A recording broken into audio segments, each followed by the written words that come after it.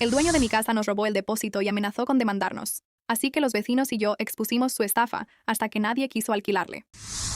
En el año 2020, mi familia se mudó a otro estado por el trabajo de mi esposo. Era el pico de la pandemia, y los precios de alquiler en todo el país habían bajado mucho.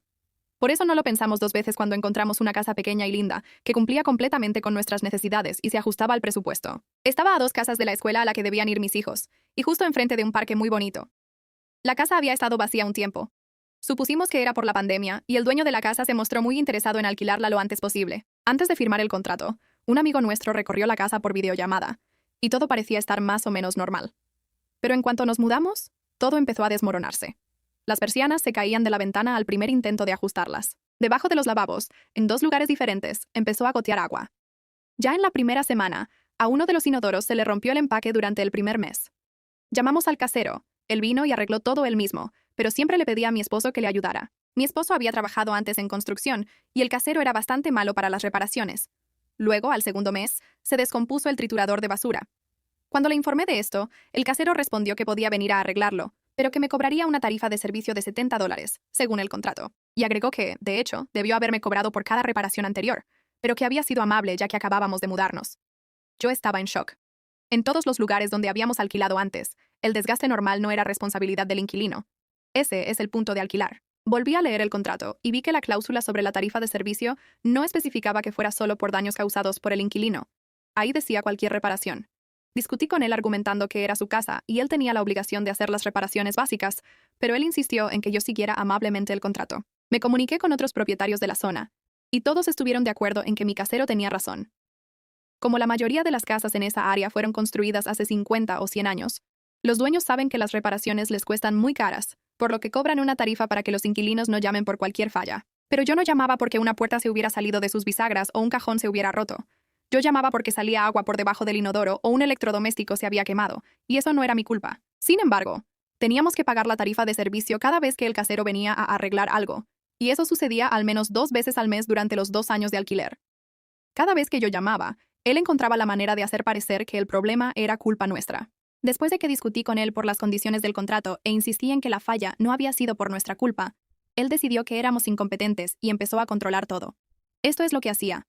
Venía y supervisaba a mi esposo mientras fertilizaba y cortaba el césped, para asegurarse de que lo hiciera bien. Pasaba en su auto al menos una vez a la semana para revisar si el pasto estaba cortado, si se habían recogido las hojas, si se había quitado la nieve, si se habían limpiado las jardineras de maleza, y así sucesivamente. Y nos escribía si consideraba que habíamos descuidado el terreno, aunque fuera un poco. Y eso que no vivíamos en una zona con asociación de propietarios. El casero siempre terminaba sus mensajes con las palabras: si les resulta muy difícil, yo puedo hacerlo por ustedes, pero les cobraré una tarifa semanal. Sí, claro, sobre mi cadáver. Él encontraba supuestos peligros en cada visita. Según él, la alfombra creaba el riesgo de tropezarse. Las cajas no debían ponerse ahí porque bloqueaban el paso, y eso era peligroso. El trampolín debía asegurarse porque podía ser peligroso. El borde alrededor del jardín debía quitarse porque alguien podría tropezarse. Nos llamaba en días festivos y nos molestaba por pequeñeces. Por ejemplo, preguntaba cuándo fue la última vez que quitamos la maleza o fertilizamos el terreno. Luego exigía recibos y pruebas, e insinuaba que mentíamos porque el terreno no se veía satisfactorio. Y todo esto mientras mi esposo pasaba 4 horas cada sábado trabajando en ese dichoso terreno de 1.300 metros cuadrados. Y era el más cuidado de toda la cuadra. Cada vez que llamábamos por reparaciones que no queríamos hacer nosotros mismos, nos daba instrucciones como si fuéramos niños. Nos decía qué herramientas comprar y cómo arreglarlo. El casero insistía en que primero lo intentáramos nosotros, incluso si se trataba de trabajos eléctricos o de plomería que requerían modificaciones en la casa, lo cual estaba prohibido por el contrato. Al principio aceptábamos, pero cuando las instrucciones no funcionaban, él respondía: seguramente hicieron algo mal, pero puedo ir a revisar. Claro, tendré que cobrar la tarifa de servicio. O llamen a un especialista. Era la otra opción. Él podía venir y observar cómo intentábamos arreglarlo para darnos indicaciones, pero si tenía que tocar algo él mismo, entonces nos volvía a cobrar. Realmente lo detestaba. Después del primer incidente de este tipo, cuando intenté explicarle que era injusto cobrar dinero, después de que yo ya había gastado un montón de tiempo y dinero intentando arreglar algo siguiendo sus instrucciones, le dije que simplemente llamaría a un especialista. Eso lo ofendió, y declaró que él debía aprobar a cualquier especialista primero. Si queríamos llamar a un profesional, debíamos investigar todo y enviarle una propuesta al casero, y él tomaría la decisión final. Y de todas formas pagaríamos la tarifa de servicio, porque la reparación seguía siendo necesaria. 3 veces llamamos a especialistas para que evaluaran diferentes problemas. Cada vez, ellos ni siquiera querían dar un presupuesto solo para ese problema en específico, porque era apenas una parte de un problema mucho mayor que requería una reparación a fondo. Eran problemas estructurales de la casa. Por ejemplo, los cimientos se habían hecho mal. Eso se notaba por cómo salían las tuberías del sótano, o el cableado se había hecho con irregularidades y creaba riesgo de incendio. Por cuestiones del seguro, nadie podía solucionar solo el problema actual sin hacer una reparación a gran escala. Cada vez, el casero decía que quería una segunda opinión y traía a su amigo que era técnico, quien afirmaba que los especialistas querían engañarlo, que todo se arreglaba fácilmente y se podía hacer de forma casera sin gastar mucho. Cada vez, esas reparaciones duraban un par de meses. Luego todo se volvía a romper, e inventaban otra solución temporal por la que volvíamos a pagar. Hacia el final del contrato de 2 años, yo ya estaba completamente harta de esta situación. Pero, lamentablemente, los alquileres habían subido mucho y ninguna opción cercana entraba en nuestro presupuesto. Unos meses antes de que terminara el contrato, le preguntamos al dueño si estaba dispuesto a renovarnos el alquiler, considerando que claramente no le caíamos bien, al igual que él a nosotros. Y dijo que nos avisaría 60 días antes del final. A las 11:30 de la noche del último día en que aún podía notificarnos legalmente, nos envió un nuevo contrato con un aumento de alquiler del 25% y una nueva cláusula que decía que todo daño que el casero considerara culpa del inquilino sería pagado en su totalidad por el inquilino. De ninguna manera. Él ya creía que todo se rompía por culpa nuestra, y ahora además tenía que aceptar eso oficialmente y encima pagar un 25% más por la misma casa que se estaba cayendo a pedazos. Al diablo, nos mudamos. Al principio mi esposo intentó negociar, porque estaba en shock por semejante aumento. El casero le respondió que podía alquilárselo a nuevos inquilinos un 35% más caro, y que el 25% era un descuento para nosotros. Entonces decidimos que, si de todas formas íbamos a pagar más, era mejor mudarnos a una casa normal con dueños normales. Nuestros 3 hijos acababan de empezar a ir a la escuela a tiempo completo, y yo podía tomar un trabajo extra. Encontramos una casa un poco más cara, pero el doble de grande y en una excelente zona. Los niños podían seguir en la misma escuela. Esperé hasta las 11:30 de la noche del último día en que debía darle mi decisión, y le envié un correo diciendo que la casa ya no nos convenía y que no renovaríamos el contrato. Eso fue 30 días antes de que terminara el alquiler. En respuesta, el casero nos envió una lista de trabajos que debíamos hacer antes de irnos, incluyendo cosas pequeñas y cosas graves. Resanar todos los agujeros de las paredes y volver a pintar. Quitar todas nuestras modificaciones. Estantes, cercas, una división, una oficina en el sótano sin terminar que tenía iluminación, piso y paredes. Cambiar la puerta de la recámara que había roto nuestro hijo de tamaño poco común. Había que cortarla y ajustarla, dejar el terreno en el mismo estado en que estaba, y arreglar el piso del baño, debajo del cual se había formado moho. Este último punto me molestó especialmente, porque el piso de la bañera nunca estuvo bien sellado desde el principio, y cualquier agua se iba por debajo y causaba el moho. Es más, el sellador alrededor de la bañera era como 3 pulgadas más corto de lo necesario. Y dejaron ese hueco justo en medio de la bañera, no en un lugar escondido. El casero afirmaba que el moho era culpa nuestra y que el sellado no tenía nada que ver. Además, se enojó cuando quité el recubrimiento para evaluar el daño, porque quedó claro que había que cambiar todo el piso. Él creía que yo podía doblar el recubrimiento con cuidado, limpiar el moho y volver a ponerlo. No era material autoadhesivo, sino un rollo de linóleo de más de 15 años, pegado con pegamento profesional. Era imposible volver a usarlo porque se deshacía. También se enojó de que yo le hubiera mencionado el moho a uno de los especialistas, porque según él, eso haría que el especialista inflara el precio. Después de 3 cotizaciones para el piso del baño, el casero se negó a aprobar a cualquiera, porque todos pedían hacer pruebas de asbesto, y el casero no estaba seguro de que los resultados le fueran a convenir. Entonces le dije que yo haría todo. Yo ya había instalado pisos y había trabajado en construcción con mi papá. Nos quedaban solo 2 semanas para mudarnos. En ese momento falleció el tío de mi esposo, y él voló para asistir al funeral. Me quedé sola con mis 3 hijos, haciendo reparaciones y al mismo tiempo encargándome de la mudanza. Y para colmo, el casero quería aprobar todos los materiales que yo compraba. Mientras todo esto pasaba, nuestros vecinos estaban molestos con el casero por obligarnos a irnos. Teníamos una excelente relación con todos. Una vecina era como una abuela para mis hijos.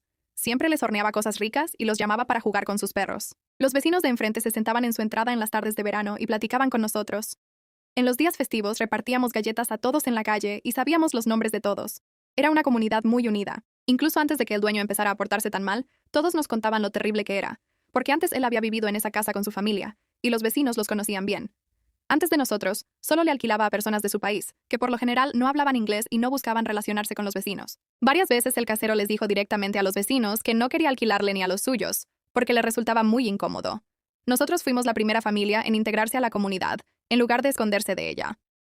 Cuando los vecinos se enteraron de que prácticamente nos habían echado, se indignaron mucho. En la última semana, cuando mi esposo estaba en el funeral, me di cuenta de que simplemente no daba abasto, y no podía terminar sola todas las reparaciones y la limpieza.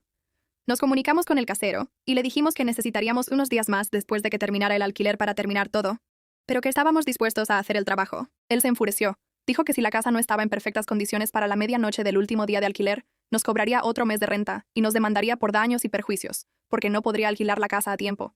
Le explicamos que mi esposo estaba en un funeral y que él mismo apenas había aprobado las reparaciones y los materiales. Su respuesta fue: sigan amablemente el contrato, de lo contrario tomaré medidas legales. Entonces los vecinos y la gente de nuestra iglesia se unieron, y en los últimos días nos ayudaron a dejar la casa en el estado que exigía el casero. Uno pintaba, otro terminaba el piso del baño. Una familia mandó a sus hijos a quitar la maleza del jardín. Otra persona trajo herramientas para ajustar la puerta. Todos estaban de acuerdo en que todo eso era responsabilidad del casero, no nuestra, que era algo que debía cubrirse con el depósito. El casero fingía que ya tenía nuevos inquilinos y que perdería el trato si la casa no estaba lista. Alerta de adelanto, no tenía a nadie. Incluso después de que entregamos las llaves, intentó buscarle defectos a cosas pequeñas y hacernos regresar a terminar algo, pero nos negamos y le dijimos: descuéntalo del depósito. 30 días después llegó la factura. Nos exprimió todo el depósito hasta el último centavo. A pesar de todo el trabajo que hicimos nosotros y los vecinos, incluía cosas absurdas como $150 por un mosquitero con un agujero. Aunque estoy segura de que él ni siquiera lo va a arreglar. $800 por daño de agua en un cajón de la cocina debido a que se infló un poco. Obviamente, él solo va a tapar eso con una moldura. Incluso incluyó daños que ya estaban antes de que nos mudáramos, por los cuales él mismo nos había cobrado dinero por las reparaciones, pero que nunca arregló bien. Al final, la cantidad superaba nuestro depósito por otros $500. Una parte era por servicios públicos, que yo ya le había pagado directamente a la ciudad. Le envié los recibos y le dije que no le pagaría ni un centavo más, que se quedara con todo el depósito, pero que no recibiría ni un centavo extra. Si quería demandarnos, que lo hiciera. No volvimos a saber de él, pero yo seguía molesta. Los vecinos también estaban enojados, y todos querían vengarse, aunque fuera un poco. Como la nueva casa estaba a solo 5 minutos de la vieja, los niños siguieron yendo a la misma escuela. Paso por ahí todos los días al llevarlos y recogerlos, y todavía pasamos a saludar a los vecinos. Esto fue lo que me enteré. Cada vez que los caseros llevaban a posibles inquilinos, la vecina abuela salía al patio a propósito. Sacaba plática, y se aseguraba de mencionar qué familia tan maravillosa había vivido ahí antes, y qué terrible era que nos hubiéramos ido por culpa del comportamiento de los dueños. Alguien, y hasta el día de hoy no sé quién, empezó a golpear las puertas y ventanas por las noches, lo que hacía que sonara la alarma. El casero empezó a dejar su auto en el patio de la casa vacía para espantar a los ladrones. El vecino al que le gustaba sentarse en su entrada, decidió que cada vez que el casero trabajaba en el jardín, él iba a disfrutar de su tranquilidad. Le gritó tantas veces por el ruido, que al final el casero compró equipo eléctrico totalmente nuevo para que hiciera menos ruido. La casa estuvo vacía 6 meses antes de que aparecieran nuevos inquilinos. Yo revisaba el precio en la página ZO cada mes. Al principio intentaron alquilarla por $800 más de lo que nosotros pagábamos. Luego el precio fue bajando poco a poco, hasta que quedó casi igual al que teníamos nosotros. Al final, la alquilaron más barata de lo que nosotros intentamos negociar, y eso me dio un inmenso placer. Conocí a la nueva familia en las primeras semanas. Los encontré en la escuela. Oh, acaban de mudarse. Nosotros vivíamos ahí antes. Los vecinos son maravillosos. Espero que no tengan problemas con el casero. Poco más de un año después, vi un camión de mudanza. Hice las cuentas, y todavía tenían un contrato vigente. Decidí ser lo más vengativa posible. Toqué a la puerta, me presenté de nuevo y me aseguré de que se estaban mudando. Luego les conté todo lo que nos había hecho el casero cuando nos fuimos y cómo nos sacó $1000 incluso después de todas las reparaciones. Les di las fotos de cuando nos fuimos, para que pudieran demostrar que algunos daños ya estaban antes de que ellos llegaran. Les di los contactos de todos los que trabajaron en la casa, para que tuvieran un historial de los problemas que seguramente el dueño intentaría cobrarles a ellos. Ellos confirmaron que el casero era insoportable y que se iban precisamente por su culpa. Y de nuevo les habían dado una lista enorme de reparaciones obligatorias. Después de hablar conmigo, el esposo dijo que exigiría el reembolso total del depósito por adelantado, o de lo contrario no haría nada más que sacar sus cosas. Creo que no recibió el depósito porque un par de semanas después vi a los dueños en la casa. Habían contratado a un trabajador, alguien no profesional, y estaban sentados bajo una sombrilla, controlando su trabajo bajo el calor. La casa lleva vacía más de un año. Según los vecinos, la han mostrado solo un par de veces. Está en venta y en alquiler por un precio por debajo del mercado, pero nadie la quiere. Los vecinos siguen molestando al dueño. Alguien vuelve a golpear por las noches, porque el auto del dueño vuelve a estar ahí todo el tiempo. Un vecino incluso se quejó con el ayuntamiento porque él soplaba las hojas hacia el parque al otro lado de la calle, en lugar de recogerlas. Espero que le hayan puesto una buena multa y que se haya lastimado la espalda recogiéndolas él mismo. Ahora es invierno, y como está cerca de la escuela, tienen que venir a limpiar los caminos y echarle sal. Mucho trabajo extra para una casa que no les da ni un centavo. Cada vez que paso por ahí, veo el letrero de venta y siento satisfacción. No están ganando dinero con esa casa y ya no aterrorizan a nadie más. Y por si a alguien le interesa, en la nueva casa tenemos un casero simplemente perfecto. Nunca nos han molestado. Arreglan todo sin quejarse. Y la única vez que nos pidieron un pago extra aparte de la renta fue cuando se rompió una pieza de la puerta del garaje. Porque los niños habían dejado algo debajo de ella. Pagamos la pieza nueva que costó menos de $50. Vivimos aquí desde hace casi 4 años, y nos encanta todo. Esta historia terminó, pero el autor escribió varias historias interesantes más, y a continuación las conoceremos también. Historia 2. Mi esposo acaba de confesar que me mintió durante 2 años. En el año 2023, me diagnosticaron cáncer de riñón en tercera etapa. Me hicieron una cirugía muy seria para extirparme el tumor y el riñón. Mi esposo pidió vacaciones en el trabajo para ayudarme a superar la difícil recuperación. Durante ese tiempo, gastó mucho dinero en aparatos médicos para que yo estuviera cómoda en casa. Una silla especial para la ducha, una mesa con ruedas para que no tuviera que levantarme del sillón, unas almohadillas térmicas caras, y así sucesivamente. Unos meses después, le dimos refugio a una chica de 18 años de nuestra iglesia, que se había ido de su casa por abusos y andaba deambulando durmiendo en sofás ajenos. Yo era su mentora y tenía miedo de que terminara en una situación peligrosa. Por eso le ofrecimos nuestra recámara libre sin cobrarle nada. Ella tenía problemas de salud por los que no podía trabajar con normalidad, hasta que descubriera qué hacer a continuación. Durante los 3 meses que vivió con nosotros, empezaron a desaparecernos cosas pequeñas. Algunas se las había dado yo misma, pero otras simplemente desaparecían. La situación se volvió increíblemente tensa y me llenó de una paranoia que me consumía por dentro. Estaba lidiando con el miedo constante de que el cáncer regresara. Mi cuerpo estaba débil y, de repente, mi propia casa dejó de sentirse como un refugio seguro. Recuerdo haber pasado horas buscando un reloj que me había regalado mi mamá, pensando que me estaba volviendo loca por los medicamentos. Mi esposo y yo teníamos discusiones en voz baja por las noches en la cocina. Él quería confrontarla y pedirle que se fuera, pero yo me negaba, llorando, porque sentía que si la echábamos a la calle, le estaríamos fallando a nuestros principios.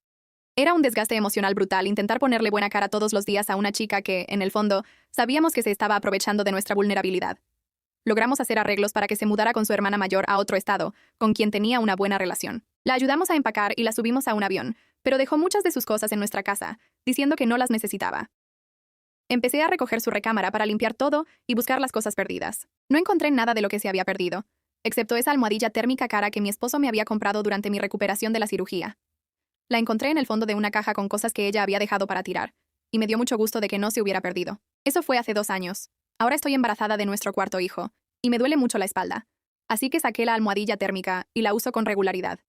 Hoy le dije a mi esposo lo feliz que estaba de que me hubiera comprado esa almohadilla y lo mucho que me ayuda. Pero en lugar de sonreír o darme un beso, su rostro se transformó por completo. Se puso pálido, apagó la televisión y me pidió que me sentara a su lado en el sofá con un tono de voz tan serio que sentí que el corazón se me salía del pecho. En esos 10 segundos de silencio absoluto, mi mente viajó a los peores escenarios posibles. Pensé que el hospital había llamado con malos resultados de mis últimos análisis, o peor aún, dadas las historias que una escucha todo el tiempo, llegué a pensar por un instante que iba a confesarme una infidelidad, o que había hecho algo imperdonable a mis espaldas mientras yo lidiaba con el embarazo. El nudo en el estómago era insoportable, y juro que hasta dejé de respirar esperando el golpe. Finalmente, rompió el silencio y confesó que me había mentido durante 2 años. Me dijo que en realidad nunca encontró la almohadilla térmica original, y le molestó mucho que hubiera desaparecido, y no quería que yo pensara mal de la chica a la que habíamos ayudado. Por eso compró una almohadilla térmica nueva, la sacó del empaque y la puso en el fondo de la caja con sus cosas. Él sabía que yo iba a revisarlas y que la encontraría. Cuando me dijo que me había mentido durante 2 años, yo ya me estaba preparando para escuchar algo horrible. Pero no, a él simplemente le daba pena que yo todavía creyera que era la misma almohadilla térmica y que la había reemplazado a escondidas. Dijo que ahora se sentía más tranquilo, porque ya no tenía que ocultarlo. Yo simplemente me siento muy consentida, porque tengo un esposo tan detallista y cariñoso. Historia 3. Empiezo a tener miedo de mi próximo parto porque mi ginecóloga me está volviendo loca. Tengo casi 36 semanas. Es mi cuarto hijo. Los 3 anteriores nacieron en otro estado. Cuando nos mudamos aquí, encontré una ginecóloga que me agradó. Cuando me embaracé, decidí llevar mis consultas con ella también durante el embarazo. Al principio todo iba normal. Tuvimos un par de desacuerdos sobre los medicamentos para las náuseas, pero nada grave. Hasta que empezó el tercer trimestre. Ahora siento que me ve como una paciente de alto riesgo, y que su principal objetivo es protegerse las espaldas. En 5 semanas me envió con el cardiólogo, el nefrólogo, el dermatólogo, y además intentó tratarme por diabetes gestacional, la cual no tengo. La cardióloga dijo que no entendía por qué me habían mandado con él, porque mis niveles eran normales incluso para una mujer que no está embarazada. Pero de todas formas me hizo un electrocardiograma, un ecocardiograma y me puso un monitor Holter durante 2 semanas. Todo salió normal. Cuando me hice la prueba de diabetes, me había enfermado mucho el día anterior, y en la clínica lo sabían. Aún así me hicieron un montón de análisis, y luego entraron en pánico porque la glucosa estaba al límite del nivel normal superior, y los electrolitos estaban desbalanceados. Me dijeron que tenía que ir al nefrólogo. Eso me asustó, porque solo tengo un riñón. El segundo me lo quitaron por el cáncer en tercera etapa, y ellos lo saben. En lugar de simplemente volver a hacerme los análisis en un estado normal, los médicos decidieron de inmediato que todo estaba mal. Fui con mi doctora familiar, y ella confirmó que mi riñón estaba perfectamente bien. Me obligaron a hacerme una prueba de tolerancia a la glucosa de 3 horas. Aunque mi primer resultado estaba dentro de los límites normales, simplemente a ellos no les gustó. Vomité a los 20 minutos, porque para hacerla hay que tomarse un vaso de agua con muchísima azúcar en ayunas. Entonces me inscribieron en un curso para el control de la diabetes. Me negué, pero mi ginecóloga siguió insistiendo. Tuvimos una discusión muy fuerte, porque ella aseguraba que, aparte de la prueba de 3 horas, no había otros métodos para diagnosticar la diabetes gestacional, y que si no podía hacerla, estaban obligados a tratarme como diabética. Le di un montón de métodos alternativos, pero me dijo que eran inaceptables y peligrosos. Al final, accedió a repetir la prueba un día en que yo me sintiera bien. Cuando llegaron los resultados, estaban tan por debajo del límite máximo normal, que me reí como bruja malvada. En esa misma consulta, la ginecóloga se sorprendió de por qué todavía tenía tantas náuseas. Y le dije que todo era porque no me recetaba la dosis correcta del medicamento, de lo cual ya le había hablado muchas veces. Ella declaró que no podía recetarme una dosis mayor y que no se podía hacer nada. Unos minutos después, regresó y dijo que había llamado a la farmacia del hospital. Ahí le confirmaron que yo tenía razón, y que la dosis correcta se podía haber recetado justo después del primer trimestre. O sea, sufrí durante meses, porque ella pensaba más en evitar que yo la demandara, que en verificar la información. Ella misma dijo que si me recetaba una dosis mayor y pasaba algo, yo podría demandarla. Esta semana le pedí disculpas por no traer sostén, porque tenía una herida dolorosa debajo de la axila. La ginecóloga la revisó y dijo que era culebrilla, y me mandó al dermatólogo. Le pregunté si podíamos esperar un par de días para ver si se quitaba sola. Dijo, no. La ignoré y al día siguiente tuve una consulta en línea con un médico general. Para ese momento el dolor casi había desaparecido, y la mancha casi no se veía. Resultó que lo más probable era un brote de eczema. A estas alturas, simplemente no confío en nada de lo que dice mi ginecóloga cuando se trata de posibles problemas. Ya ni siquiera me dan ganas de contarle mis síntomas. Siento que su prioridad es la protección legal, no sus pacientes. Tengo miedo de que declare que soy de alto riesgo y empiece a imponerme intervenciones. Ella sabe que planeo un parto natural sin anestesia, que tengo una doula y que ya he dado a luz 3 veces. Pero no me sorprendería que empezara a ofrecerme intervenciones innecesarias por si acaso. Por eso, si el parto se prolonga o al bebé le empieza a bajar el pulso, no estoy segura de que no vaya a empezar a insistir de inmediato en una cesárea. Y de hecho, ya lo mencionó una vez. No estoy en contra de las intervenciones si de verdad son necesarias, pero me molesta que ya estoy a la defensiva con mi doctora, aunque el parto ni siquiera ha comenzado. ¿De verdad es tan difícil simplemente calmarse? No soy de alto riesgo. Ya hasta me dan ganas de preguntarle quién la demandó, para que ahora le dé tanto miedo tomar decisiones. Actualización 1. Gracias a todos por los comentarios. Me ayudaron a entender que no estoy obligada a soportar este trato. Seguido dudo de mí misma e intento darle oportunidades a la gente, pero aquí no puedo. Empecé a buscar a un nuevo médico, y antes que nada, fui con mi médica general, en la que confío plenamente. No sé si me acepten, considerando que solo faltan 4 semanas para el parto. Me di cuenta de que no confío en mi obstetra como especialista, y esa no es la persona que quiero ver en mi parto. Espero poder encontrar a alguien más. Gracias de nuevo por el apoyo. Actualización 2. Logré cambiarme a otra clínica. Hablé con la ginecóloga sobre cómo me sentía, y ella misma me ofreció transferirme con la doctora que la cubre cuando no está. Tuvo que llamar al director y explicar la situación, porque tengo casi 37 semanas, pero me aceptaron y ya fui a la primera consulta. Gracias a todos los que me apoyaron y me animaron a tomar esta decisión. Es mi último embarazo, y quiero que este parto sea una experiencia positiva. Bueno, eso es todo. Gracias por escuchar las 3 historias de un mismo autor hasta el final. Vean nuestros videos anteriores que aparecerán por aquí. Y también asegúrense de suscribirse a nuestro canal si por alguna razón aún no lo han hecho. Buena suerte.